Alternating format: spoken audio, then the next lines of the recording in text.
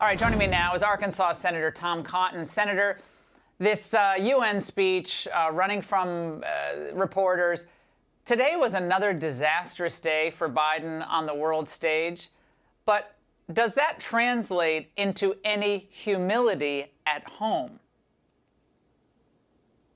Certainly not from Joe Biden and the Democrats. But you're right, Laura, that this speech was a disgrace at the United Nations. Joe Biden walked into the United Nations and slapped a giant kick me sign on Uncle Sam's back. And in particular, as it relates to China, he bent over backwards to conciliate and appease the Chinese Communist Party. He said, "We don't seek a new Cold War." Well, China has been waging a Cold War against America and our workers and our military for decades. So the question is not whether we seek one. The question is whether or not we will fight back in it. Yet Joe Biden wouldn't even say the word China. He's apparently too scared to even mention China's name in a speech addressed to the world's leaders. What kind of signal does that send to them? What kind of signal does it send to the leaders of Beijing? I can tell you what they're doing right now. They are laughing at Joe Biden.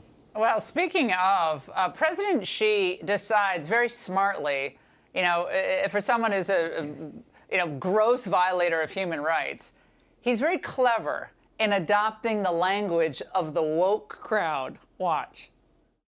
We need to pursue dialogue and inclusiveness over confrontation and exclusion. We need to build a new type of international relations based on mutual respect, equity, justice, and win-win cooperation.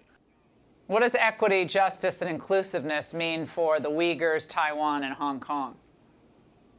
Yeah, exactly, Laura. So you're talking about a man in a regime that has crushed Hong Kong's autonomy and freedom, that is sterilizing religious and ethnic minorities in northwest China or putting them in gulags, has destroyed thousands of Christian churches across China.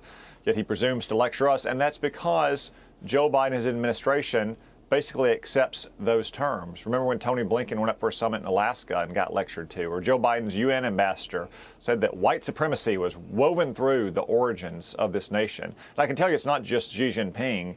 Every two-bit Chinese diplomat and apparatchik around the world goes into the foreign ministries of countries and tells them that they should not listen to America, they should not lecture China about human rights because America has its own problems with human rights. And that's all because of Joe Biden and his senior cabinet members accepting those terms of debate on anti-American grounds.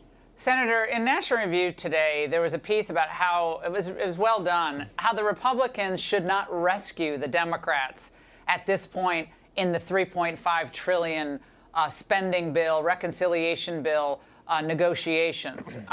Do you agree with that, given this big debate also over the debt ceiling and where that's headed?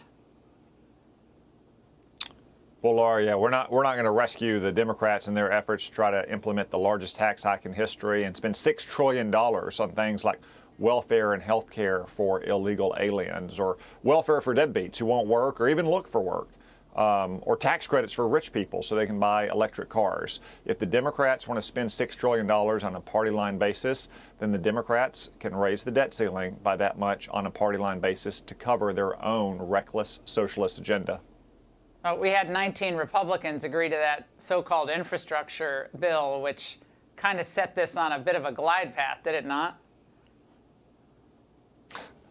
Well, I don't think you're going to see that many Republicans vote for it in the House next week. And right now, it looks like the Democrats are in total disarray, not just on that infrastructure bill or their massive spending blowout, but on the simple act of trying to keep the government funded next week, even though they control the House, the Senate, and the White House. Republicans have cautioned them for 2 months now that we will not help them implement this reckless $6 trillion spending plan by raising the debt ceiling. It's time that they took it seriously, that they funded the government to keep it open past next week, and that they avoid any kind of default on our debt next month. Well, we'll be watching what Senator McConnell proposes.